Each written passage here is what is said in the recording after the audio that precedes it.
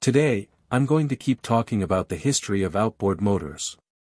In this part, we'll explore the story behind Mercury outboard motors. Before I move ahead, I'd like to invite you to use the subtitles. If needed, you can also use automatic translation to understand the content in your preferred language. I also want to express my gratitude to those who have already subscribed to the Boat Motors channel. And if you haven't subscribed yet, I encourage you to do so. A big thanks to all of you who help and support the Boat Motors channel. In 1927, there was a determined young man who had seen the World War I through newsreels when he was a child, and he had grown up during the lively 1920s. Just as the rest of the country, he found himself on the edge of the stock market crash of 1928 and the start of the Great Depression.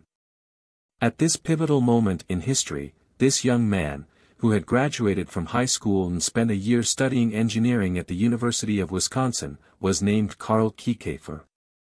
Caille headed to Milwaukee and secured a job as a draftsman at the Nash Motors body division. However, his insatiable curiosity and persistent eagerness got him fired within the first year. Swiftly, he found another drafting position at Evinrude, only to be dismissed again, this time after just 3 months, due to not following orders. His journey eventually led him to the drafting department at Stearns Magnetic, where he found his right fit. He stayed there for a decade, and by 1938, he had risen to become the chief engineer of the prosperous company. Stearns Magnetic mainly created magnetic products for clutches and brakes. Yet Caille's upbringing in a rural setting provided him with unique insights into other practical uses for magnetic separators. Caille's innovation of using magnets to remove metal fragments from grains and livestock feed proved invaluable. This practice not only protected many cattle from ingesting harmful metal pieces but also significantly reduced the danger of sparks igniting in the dusty and potentially explosive environments of granaries and silos. Amidst the turbulence of the Great Depression, the last remaining manufacturing plant in Caille's hometown of Cedarburg was on the verge of closure.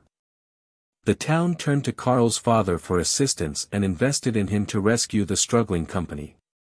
Caille was called back from Milwaukee to apply the knowledge and experience he had gained at Stearns Magnetic to produce magnetic products for both rural and commercial purposes. Determined to rejuvenate the town's largest employer, Caille took on the task of completing unfinished business left behind by the Thorwald Company. This involved the production of magnetic clutches, brakes, and separators. An opportunity arose when retailer Montgomery Ward left behind an order for 500 outboard motors, building on a previous shipment of 500 motors that had already been delivered for sale.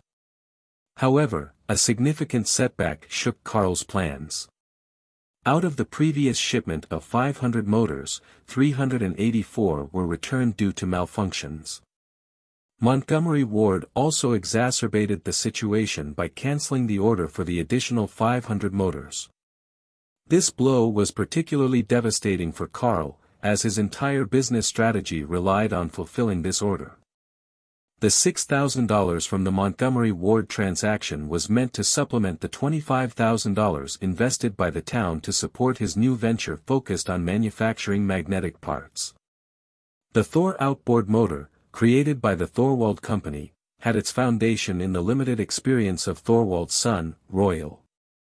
Drawing from his involvement in racing Evinrude outboards during the 1920s, Royal collaborated with his father to develop a more budget-friendly iteration of the motor. Regrettably, this cost-saving version utilized subpar metal alloys that were susceptible to rust and corrosion in both saltwater and freshwater environments.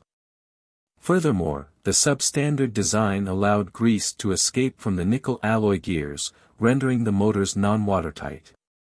The 32-year-old Caille, armed with just 3 months of experience at Evinrude, harnessed his resourcefulness and innovation to resurrect and reimagine the Thor outboard motor. He collaborated with 2 trustworthy employees from the original manufacturing line who comprehended the process and the product. Despite his lack of prior experience with outboard motors, Caille embarked on a mission to rescue his hometown and establish the groundwork for what was to come. The original Thor motor incorporated bronze connecting rods and bearings, nickel alloy gears, a low-grade steel drive shaft, and an aluminum propeller. By revamping the carburetor to enhance the fuel mixture in the cylinder, the unit could be fitted with a sleeker cowling. Carl's advancements in motor components were complemented by his shrewd marketing approach. Unlike the previous era of exaggerated advertising claims, Carl opted for understated communication, focusing on the genuine advantages of his product. He emphasized the motor's ability to power a boat reliably through various conditions. Moreover, he directed attention to inland fishing while avoiding reference to saltwater environments. This approach had a dual purpose. Not only did it downplay the product improvements, but it also countered the extravagant speed assertions made by competitors. Carl acknowledged the multifaceted factors influencing a boat's speed and subtly suggested that the new Thor motor would likely deliver comparable or potentially even better performance than a similarly rated motor. Armed with these fundamental enhancements, Carl approached the director of sporting goods purchasing at Montgomery Ward to present himself as the new owner of the Thor Outboard Motor Company. His aim was to persuade the buyer to reinstate the order for the 500 Thor motors that had been cancelled. Facing skepticism and a frosty reception, Carl posed a simple question: "Will you try them?" Remarkably, the buyer agreed to test 6 motors. Without wasting time, Carl began planning the redesign during his journey back to Cedarburg. He identified 3 key areas in which the product's performance was lacking due to flawed design choices stemming from cost-cutting measures in the original Thor outboards.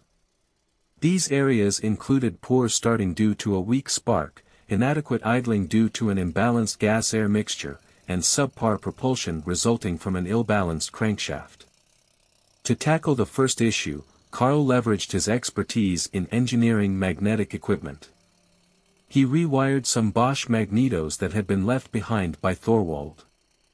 By reconfiguring the cylinder's 2 coils to fire together in a single cylinder instead of separately in 2 cylinders, he effectively intensified the spark's heat. Just 2 weeks after starting his new business in Cedarburg, Carl Kiekhaefer began working on his plans. He intended to use 500 outboard motors to fund his idea of making magnetic products. In this pursuit, he drew a sketch of an enlarged intake manifold with an adjustable thumbscrew. This special feature allowed for precise control of the gas and air mixture, which combined with a hotter spark he developed from old Bosch magnetos. To enhance his design, he incorporated a successful crankshaft concept from the Elgin Waterwitch, a motor sold by Sears, Roebuck and Company, a major competitor of Montgomery Ward. This transformation became evident when Montgomery Ward tested and approved 6 sample motors, then accepted 384 rebuilt motors, and eventually placed orders for 500 more motors. Kiekhaefer realized that the potential revenue from outboard motors outweighed the time it would take to develop and market new magnetic products. So, he decided to focus on revitalizing Thor's distribution network and embraced the fact that he was now in the outboard motor business. This mindset greatly shaped the early years of the Mercury brand's history and continued to play a significant role in the years to come. In our next episode, we'll keep exploring the history of Mercury outboard motors. But before we move on, I'd like to extend an invitation to those of you who haven't subscribed to the Boat Motors channel. If you haven't done so already, please consider subscribing. And a big thank you for watching the video.